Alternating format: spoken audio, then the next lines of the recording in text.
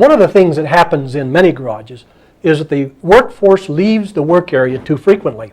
And of course they can't work when they're walking around talking or walking to the parts room or walking to get tools or whatever. They should plan their day a lot more carefully and not go to the parts room so many times. I'll bring that message back to you in a little while. Some of the examples of waste. UPS time study was done in 1971. And UPS mechanics in the 1970s were pretty good. I mean, they were about slightly better than average, I would say, by time studies that I've taken since then. And this time study we took was done on a 1960s vehicle. The vehicle had a worn out engine, and so it was 6 or 7 or 8 years old. And so it was a pretty simple vehicle. It didn't have but one vacuum line. It didn't have air conditioning, didn't have a power steering pump, all those things that would get in the way of changing an engine. And the mechanic took about 12 hours to do the job. And we took a time study of this job and discovered that the mechanic spent 6 hours working and 6 hours away. And so we looked at this 6 hours away and analyzed it and says, you know, if we can keep that mechanic doing that work more, then we could eliminate a whole lot of time. And so we concentrated on that 6 hours. He was at the parts room about 12 or 13 times, and that took a little bit more than 2 hours by the time he walked down there, talked to several people, stood in line, and got to the front of the line and obtained the parts. And we decided that he only needed to go one time, which would save us nearly 2 hours. He took parts over to the wash bay. The wash bay was about 180 feet away. I shouldn't say the wash bay, the wash tank. And so we decided we needed about 3 wash tanks in that shop facility and not just one. He kept losing his air hose. Someone would borrow his air hose, and he needed his air hose for various functions. And so that kept being borrowed by someone who needed it clear at the other end of the building. And just all kinds of things like this. And so you can see how important tool storage is. You can see how important work sequences are in that operation. Anyway, when we analyzed this, we determined that 40 minutes was sufficient for that job. And so now we can get this job done in way less than 12 hours. We're down to 6 hours and 40 minutes.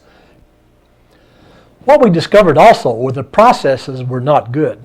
Basically what this mechanic did was take the old engine out and lay it on the floor and strip it. And then he went over, and he didn't need the water pump and all those other old things, but he needed the bolts that held them on. And then he went over and one by one beginning to install these same fixtures on the new rebuilt engine. And so basically what we did, another tool, we put another engine stand side by side and then changed the process where if you took off the water pump and the alternator bracket, he put on the brand new water pump and alternator bracket. He had the bolts and so forth to do that with, knew which long bolt went in which hole, and had the right tool on the impact wrench and everything else. So we changed the process of what this mechanic was doing. And some of the other processes that he did too were questionable. But one of the other things that happened, and it wasn't his fault, is that UPS had established that a mechanic could not use an impact wrench in the assemble or disassemble of an engine, particularly a gasoline engine. But what I noted in going into production plants is that Chevrolet and Ford and Cummins and everybody else put engines together with impact wrenches. Why can't we? And so we established a rule that you could use impact wrenches as long as they were too small to do damage. And so we authorized the use of 3/8 drive impact wrenches on the assembly and disassembly and allowed 1/2-inch impact wrenches to be used on the clutch assembly and the flywheel assembly. And so this sped up the operation rather substantially. And so we've talked about tools, we've talked about processes, and all this walking around. And so these were the big key issues in UPS of establishing, I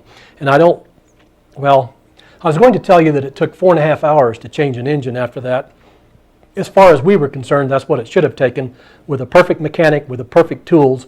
But we knew that there wasn't a perfect mechanic with perfect tools in very many locations. And so when we got that job done, that used to take an average of 14 hours, 12 hours with a person that we just discussed.